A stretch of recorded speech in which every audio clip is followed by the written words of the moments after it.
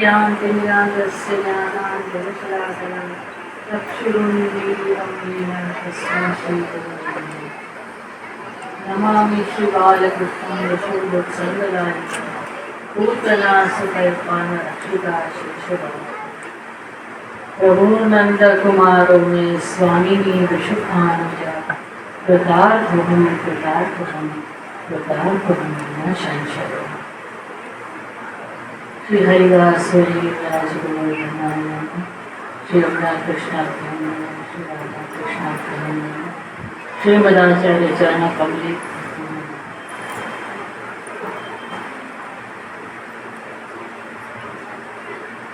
स्मरणीय परम पूज्य श्री पितृचरणों चरण कमलों में दंडवत प्रणाम करीने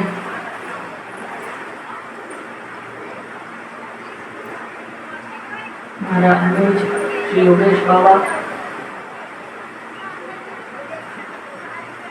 समुपस्थित लबना लाडीला वैष्णवजन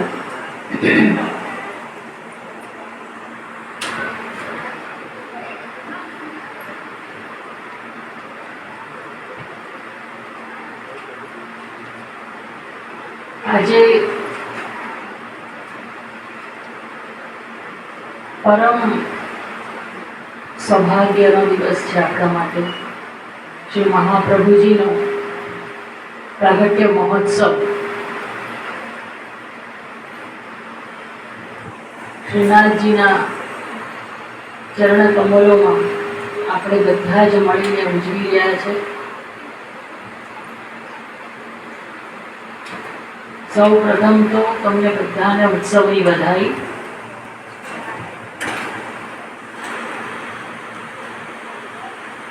યોગેશ બાબા બહુ સુંદર સમજાવ્યું।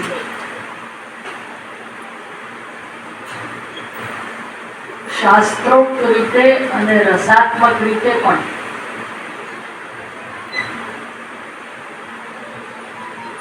બધાને સમજાઈ જાય એવું કે બહુ સુંદરતાથી એક એક પ્રસંગ લીધા અને મન થતું હતું કે સાંભળે જ જાઉં।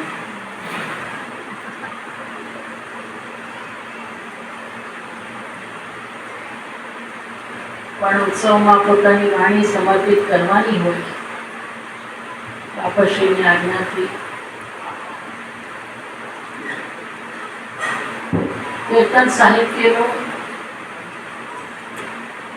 બહુ જાણીતું શ્રી મહાપ્રભુજીની વધાઈમાંનું એક તમે બધા જ ગાઓ છો, પુષ્ટિ મહારસ દેન પ્રગટ।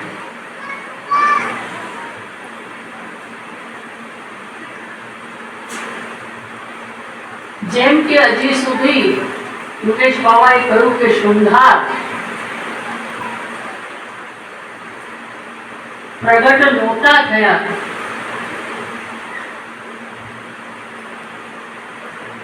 અને સારસ્વત કલ્પમાં જ જ્યારે પુષ્ટિ પુરુષોત્તમ પધાર્યા ત્યારે એનું પ્રાગટ્ય થયું। એવી જ રીતના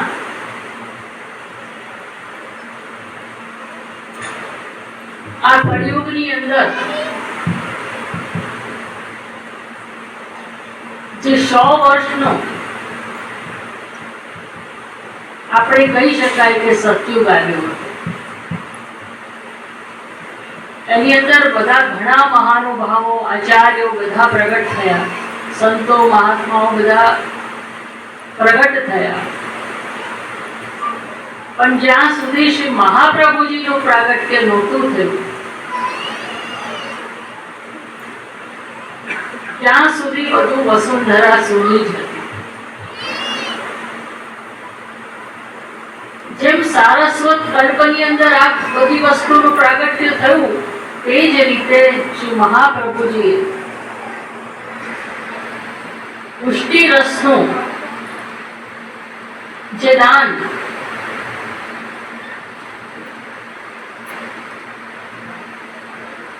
આખી વૈષ્ણવ સૃષ્ટિને આપ્યું.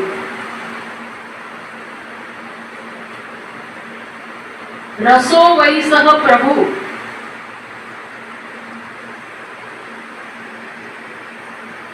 જે પુષ્ટિ પુરુષોત્તમ છે,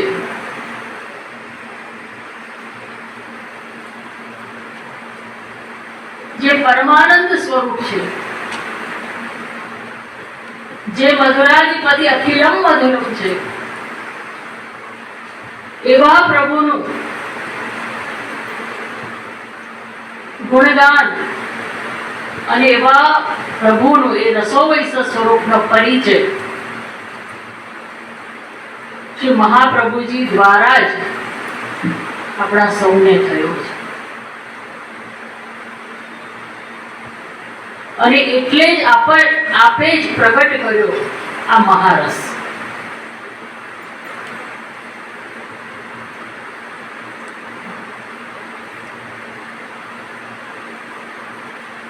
સેવા રીત પ્રીત બ્રજ જનકી.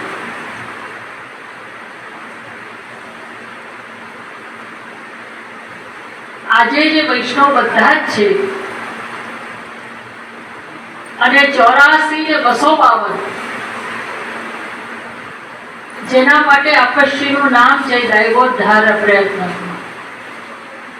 એના માટે સેવા રીત પ્રીત બ્રજ જનકી,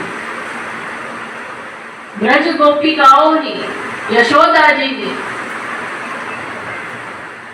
જે વાત્સલ્ય ભક્તિ છે, મધુરા ભક્તિ ગોપીજનોની, શ્રી રાધિકાજીની છે, એ બધી પ્રગટ થઈ.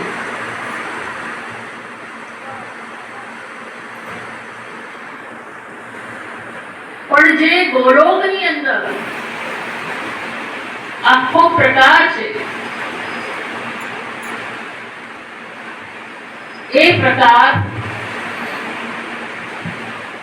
આપશ્રીના મુખારવિંદથી પ્રગટ થયો. પણ સેવાની રીતની આજ્ઞા બ્રજ ભક્તોએ કરી છે.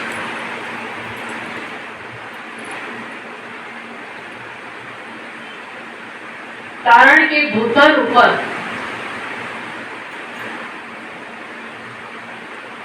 જે પુષ્ટિ પુરુષોત્તમ ગોવર્ધન ધરણ નિકુંજ નાયક એમનો જે પ્રકાર છે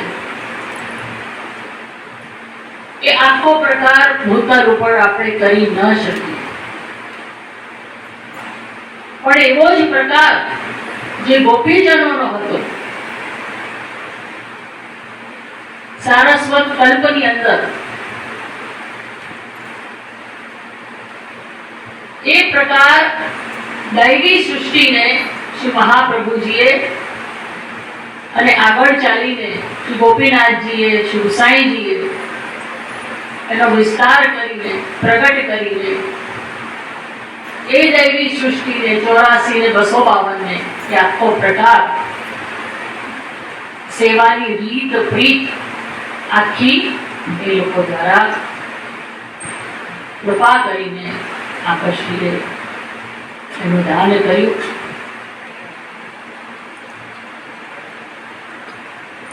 અને એવું જ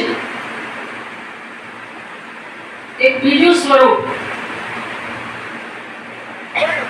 ऐसे उग्र श्री लक्ष्मण नंदन रसिकन के मन भाए.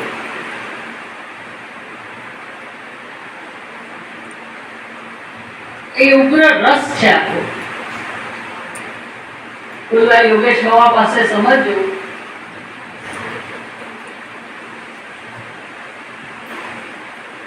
એ શ્રી મહાપ્રભુજીનો એ રસ કોણ સમજી શક્યું?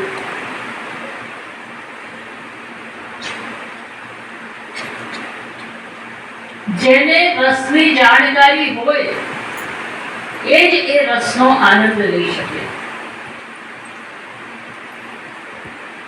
અને આ તો ભગવદ રસ છે, ઉગ્ર રસ છે,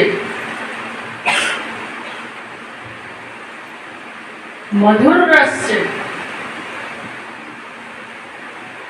એ રસને કોણ જાણી શકે? તો રસિક જન જ જાણી શકે. શ્રી મહાપ્રભુજીના જે શ્રી મહાપ્રભુજીનું સ્વરૂપ જાણે છે એ જ જનો શ્રી વલ્લભનું આ રૂપ સમજી શકે એમ છે.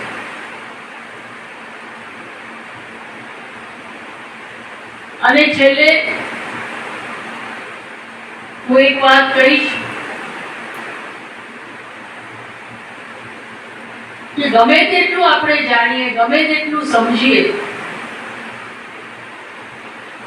કોઈ પણ સુંદર વાણી પુષ્ટિ માર્ગની આપણા જીવનમાં આપણે સાંભળતા હોઈએ,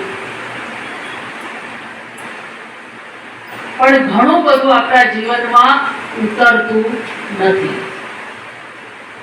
યાદ પણ નથી રહેતું. આજે તમે ઘરે જશો, ઉઠશો એટલે ખંખેર સોસાયટી, એટલે બધું ખંખેરાઈ જશે. 2 કલાક પછી કે 3 કલાક પછી પણ પૂછવામાં આવે કે યોગેશ બાબાએ શું કહ્યું હતું, તો કશું ઘણું યાદ નહીં હોય જે આવું કંઈક કહ્યું. પણ બધું ભલે ખંખેરી દેજો, ખંખેરવા જેવું તો નથી જ, બધું હૃદયસ્થ કરવા જેવું છે.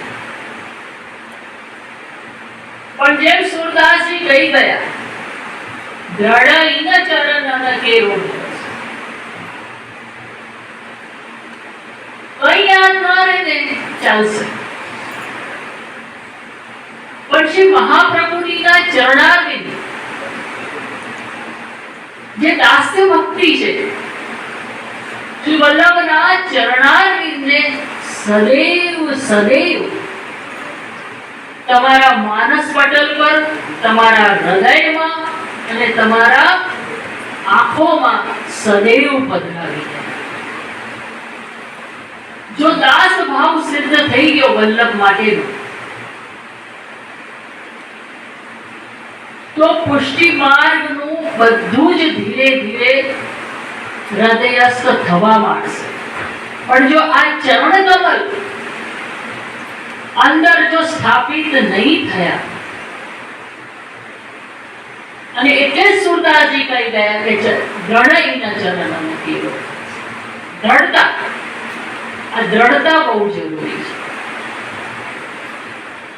તો દ્રઢ ભાવથી શ્રી વલ્લભ આપણા ગુરુ, વસ્તુતઃ કૃષ્ણ પણ છે અને ગુરુ પણ છે, વય ભાવભરી છે.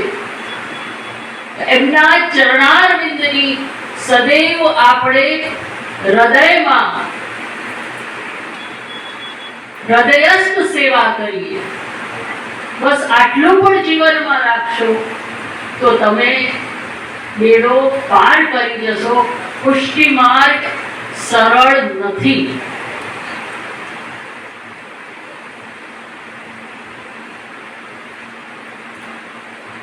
આ કેવી છે? આ એવી પ્રીત છે, આ એવો પ્રેમ છે ઉત્કૃષ્ટ. અને એટલે જ કહેવાય છે કે પ્રીત કી રીત કો પેંડો કી ન્યારો. પ્રીતની રીત કોઈ બધા માટે નથી. આ આત્મા અને પરમાત્માનું મિલન છે. આ વસ્તુ તમે ભૌતિક મનથી, ભૌતિક બુદ્ધિથી, આ લૌકિક બુદ્ધિથી આપણે ન સમજી શકીએ. અને એટલે જ બધા ભગવદીઓ પણ એક જ વસ્તુ કહે છે, કૃષ્ણ વલ્લભના ચરણારવિંદમાં. તો મારી આપ સૌને, બધા જ વૈષ્ણવોને એક જ મારી શ્રી વલ્લભને પ્રાર્થના છે કે શ્રી મહાપ્રભુજી તમારા હૈયામાં આવી જાય. અને શ્રી મહાપ્રભુજી કોણ છે? શ્રી વલ્લભાધીશ મારા સિર પર ગાજે છે. તો સિર પર આપ છે ને, આ જ બધું બગડે છે આપણું. અહીંયા જ બધો કચરો છે. આપણા શ્રી વલ્લભાધીશને આપણા મસ્તક પર પધરાવીએ, એમના ચરણ કમલ આપણા હૃદયમાં પધરાવીએ અને એમના ચરણમાં સદૈવ આપણું જીવન નીકળે. એ જ આપણું મુખ્ય ધ્યેય હોવું જોઈએ. પછી ગમે તેટલું ચણતર કરો, એ ચણતર આ બધું બરાબર ટકી રહેશે, પણ જ્યાં સુધી ચરણારવિંદનો આશ્રય નહીં લો, કાંઈ નહીં કરે. એટલે બેઝ આપણું બરાબર હોવું જોઈએ. બધા શ્રી વલ્લભના શરણે રહો અને શ્રી મહાપ્રભુજીના ચરણારવિંદમાં સદૈવ તમારું મસ્તક રાખી, તમારું હૃદય રાખી જીવનમાં આગળ વધો. શ્રી વલ્લભની જ કૃપાથી બધા ગ્રંથો ને બધું તમને સરળતાથી સમજાશે, માર્ગ પણ સિદ્ધ થશે. બોલો શ્રી વલ્લભાધીશ કી જય.